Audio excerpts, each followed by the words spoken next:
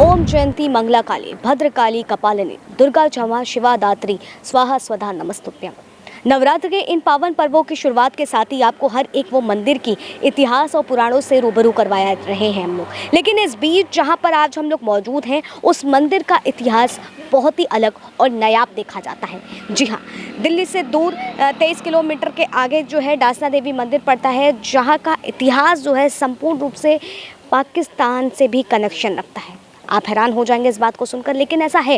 लेकिन इसके पीछे की वजह क्या है वो हम जब मंदिर के अंदर चलेंगे, बातचीत करेंगे यहाँ के महंत से, पुजारियों से, तब वो सारी चीज़ें क्लियर होंगी। लेकिन उसके बीच सबसे बड़ी बात बता दें कि इस मंदिर में साफ तौर पर मुसलमानों का आना, प्रवेश करना वर्जित माना जाता है। ये मुगलों काल के पहले का, यानी कि आज से 200 साल पहले का ये मंदिर बताया जा रहा है। लेकिन इसके पीछे के रहस्य क्या है इसके साथ पाकिस्तानी कनेक्शन, क्यों यहाँ पर मुसलमानों का जाना वर्जित माना जाता है, और इसी के साथ ही साथ आखिर इस मंदिर के क्या कुछ इतिहास रहा है, वो सब आज सारे उस पहलू से पर्दा उठेगा जब हम अंदर जाकर के इस पूरे मंदिर का इतिहास जानेंगे।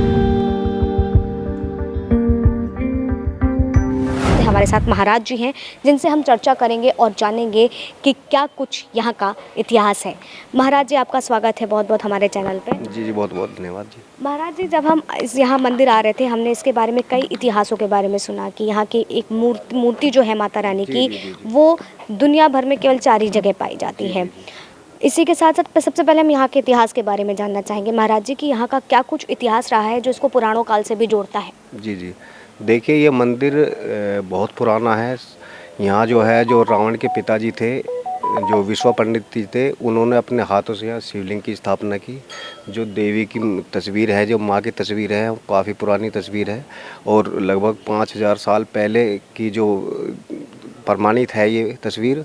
और यहाँ से भगवान जो परशुराम जी यहाँ तपस्या की थी, उन्होंने यहाँ से कुछ ही दूरी पर बिसरक गांव में, जहाँ के रावण रहते थे, तो उनके पिताजी यहाँ पूजा करने आते थे।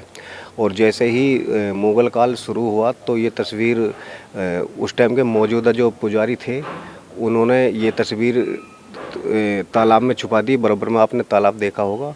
फिर उसके बाद में जैसे मुग़ल काल का वो ख़त्म हुआ तो सपन ने, यहाँ के जो मौजूद जो पुजारी थे, उनके सपन में आए, उन्होंने यहाँ खोज की तो ये दोबारा माँ की तस्वीर निकली और इनको दोबारा से मंदिर में स्थापना की गई। अच्छा, तो मतलब यह मंदिर जो है मुगलों काल से पहले तकरीबन 200 बल्कि त्रेता युग के समय का ये मंदिर है। और यहाँ पर रावण के पिताजी भगवान शिव की आराधना करने आते थे। जी जी जी। अच्छा, इसके पीछे कहा जाता है कि माता रानी की जो मूर्ति है, काली जी की जो कमल पर वास है, और इसमें माता रानी का जो काली का रूप है, उसमें जैसे उनकी जिह्वा है बाहर रहती है, लेकिन यहाँ पर बाहर नहीं। ऐसा कुछ इतिहास है? हाँ जी, आप दर्शन कीजिए, आप देखेंगे, आप उसमें कमल पे विराजमान है देवी। और ये जो है दूसरी कोलकाता के बाद में दूसरी ऐसी वो है कि दिव्य तस्वीर, और मंदिर में पूरी कंपन है और भक्ति पूरी होती है। जो मनोकामना पूर्ण के लिए अपने जितने भी श्रद्धा लेते हैं, उनकी मनोकामना पूर्ण होती है। अच्छा, कहा जाता है कि ये मूर्ति जो है 4 जगह ही पाई जाती है। एक तो पाई जाती है यहाँ पर, दूसरी कोलकाता में, गुवाहाटी में, और तीसरी पाकिस्तान में, जो कि अब हिमकोई में पाई जाती है, जो अब पाकिस्तान के अंदर आता है। जी जी, हाँ जी, हाँ जी, हाँ जी, ऐसा बिल्कुल ऐसी है जी। हाँ, तो बताएं उसके बारे में कि वो पाकिस्तान का कौन सा मंदिर था?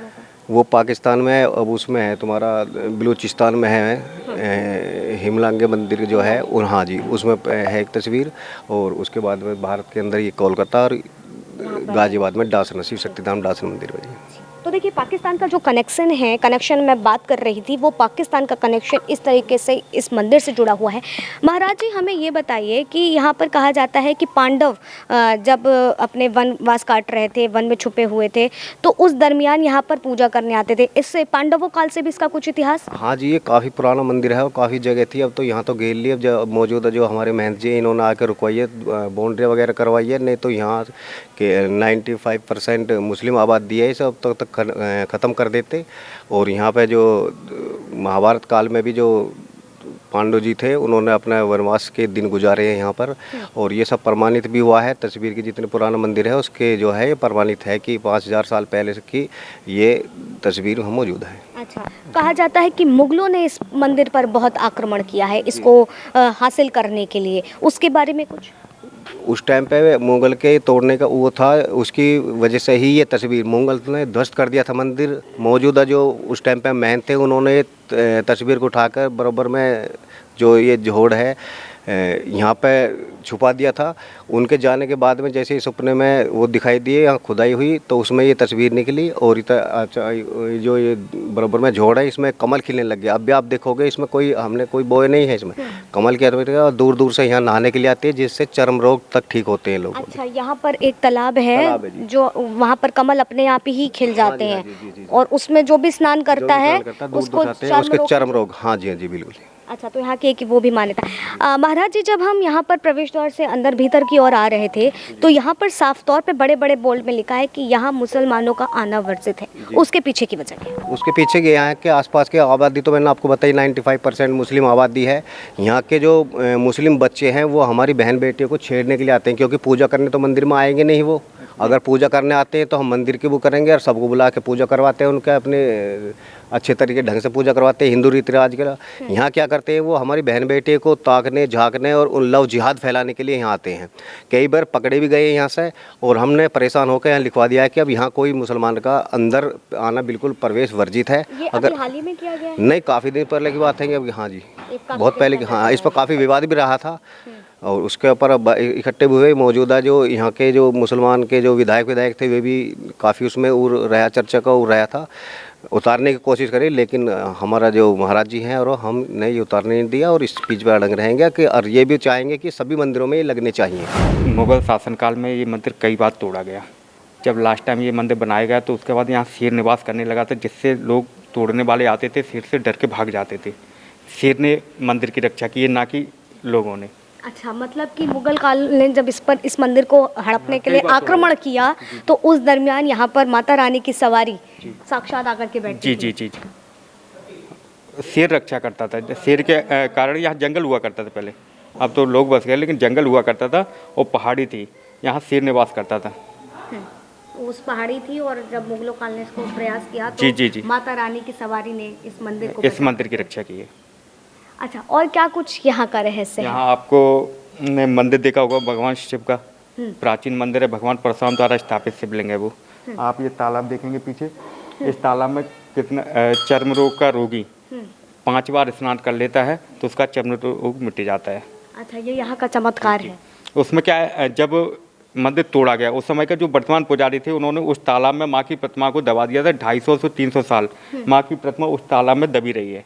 मैं 2018 से आ रहा हूँ यहाँ रेगुलर और बहुत बढ़िया लगता है कि यहाँ सुकून मिलता है देवी की, बहुत बढ़िया है। यहाँ के इतिहास के बारे में बताया गया है कि मुगलों काल से पहले का यहाँ का इतिहास रहा है इस मंदिर का। उसके बारे में कुछ आपको जानकारी है कि आखिर यहाँ का क्या कुछ इतिहास है? देखो, उसके बारे में तो मेरे को ज़्यादा जानकारी नहीं है, लेकिन सुना है बहुत पुराना है और अच्छा है शुरू से ही बहुत। आप यहाँ पर दर्शन करते हैं? आपकी दुकान है? हम यहाँ दर्शन भी करते हैं और यहीं रहते हैं। यहीं रहते हैं। अच्छा, तो क्या कुछ इतिहास है इसके बारे का? इसके बारे में जो हमने सुना है और जो बड़े बूढ़ों ने बताया है कि अज्ञात वर्ष में जब युधिष्ठिर वन में आए हुए थे तो तब उन्होंने यहाँ शिव जी की शिवलिंग की पूजा करी थी। जब से प्राचीन मंदिर जब से माना जाता है। और यहीं सबसे बड़ी बात यहाँ ये है कि वहीं शिव वहीं शक्ति, इसलिए शिव शक्ति मंदिर हमसे जाना जाता है। जो हमने यहाँ देखा है और सुना है, तो यहाँ जो हर आदमी की मनोकामना यहाँ पूर्ण होती है। ये मंदिर जो है, मंदिर जब हमारा तोड़ा गया था उस समय वर्तमान महंत हुआ करते थे। उन्होंने इस तालाब में जो टापू आपको सामने दिख रहा होगा, इस टापू की जगह पे माँ की प्रतिमा को दबा दिया था। 250 से 300 साल प्रतिमा इस टापू के में दबी रही है। उसके बाद जो दूसरे महंत आए और काफ़ी महंत चेंज होते रहे बीच में। जब दूसरे महंत आए तो उन्होंने को स्वप्न दिया, उन्होंने प्रतिमा को निकाला और पुनर्स्थापित किया। ठीक है, मैं अपने कैमरामैन से कहूँगी कि आपको दिखाएं जिस टापू की पुजारी जी बात कर रहे हैं, ये वही टापू है जहां आज से 250 साल पहले मूर्ति को जो है माता रानी की जो है उनकी मूर्ति को निकाला गया था, शिव शक्ति माता रानी को, और फिर उसके बाद पुनः उस नए मंदिर का निर्माण करा करके वहाँ पर स्थापित किया गया था और पुनः जो है पूजा अर्चना शुरू की गई थी। ये झारखंडेश्वर महादेव कहे जाते हैं। इनकी स्थापना भगवान परशुराम द्वारा की गई है। जब लाक्षागृह से कौरवों के द्वारा पांडवों को जलाने का प्रयास किया गया, पांडव वहां से बच निकले। उसके बाद पांडवों ने यहाँ शरण ली और महादेव की पूजा की। अच्छा, जी। तो तब से मतलब यहाँ पर जो है महादेव की पूजा की जाती है और ये मंदिर तब से स्थापित है।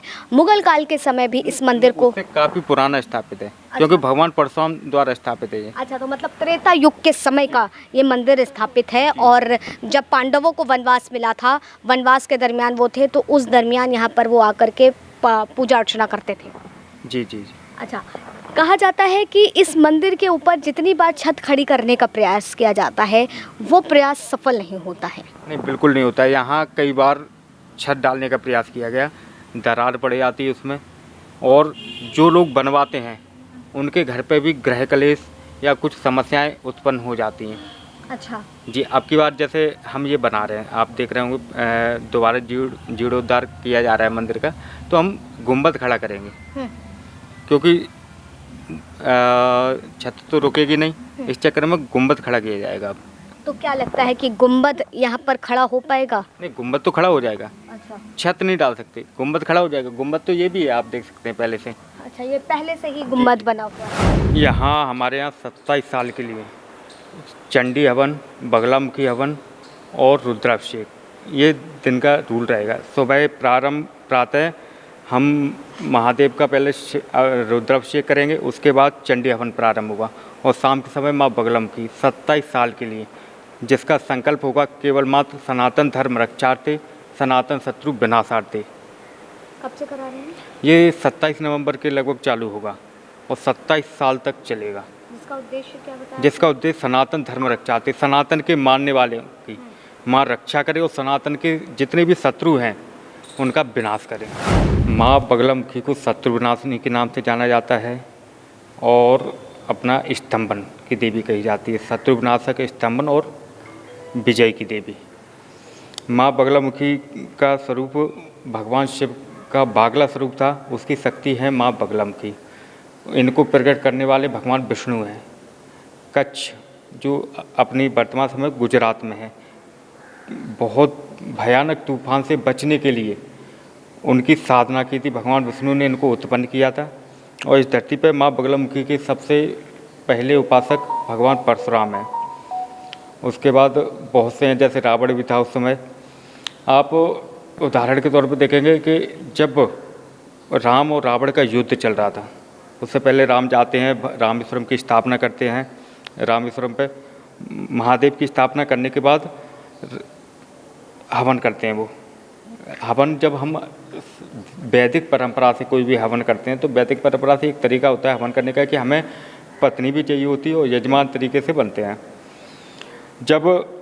तब रावण को बुलाया गया, क्योंकि उस समय भगवान परशुराम उपस्थित नहीं थे और वो आ भी नहीं सकते थे, आने की स्थिति में भी नहीं थे, इतनी काफ़ी दूरी थी। तब रावण नज़दीक होने के कारण रावण भी बहुत बड़ा उपासक था माँ बगलामुखी का, उसको बुलाया गया और माँ सीता को लाया गया, उनके साथ में उन्होंने हवन उनका पूर्ण कराया।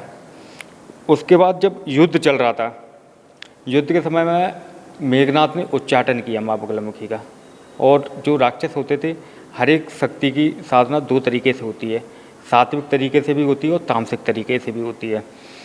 तामसिक तरीके से हवन कर रहा था और तामसिक तरीके से इधर क्या, वो साधक ऑलरेडी पहले से काफ़ी भगवान राम से बड़ा उपासक था माँ का।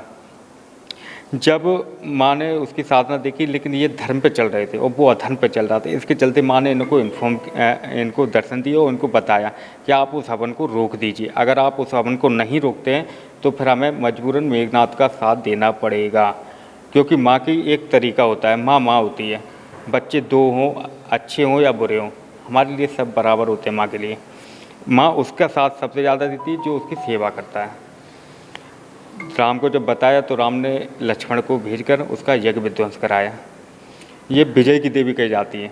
जिसके साथ माँ है वहीं विजय है, और जिसके खिलाफ माँ हो गई वो विजय कभी हो ही नहीं सकता। अच्छा, देखिए सबसे बड़ी बात क्या है कि जो भी कोई व्यक्ति युद्ध के लिए जा रहा है तो उस समय अगर माता रानी को ध्यान करता है तो वाकई यकीनन उसके साथ माता रानी अपनी कृपा दृष्टि दिखाती हैं और उसको जीत भी हासिल होती है, कहा जाए तो विजय भी हासिल होती है। तो पीताम्बरा देवी जो बगलामुखी मंदिर माता रानी हैं, उनका क्या कुछ इतिहास है, किस तरीके से वो हर एक व्यक्ति की रक्षा करती हैं और विजय की देवी आखिर क्यों कहलाती हैं, ये सारी बातें हमें पुजारी जी ने बनाई। फिलहाल तब तक के लिए आप बने रहे न्यूज़ वन इंडिया पर। कैमरा पर्सन अतुल के साथ आस्था तिवारी।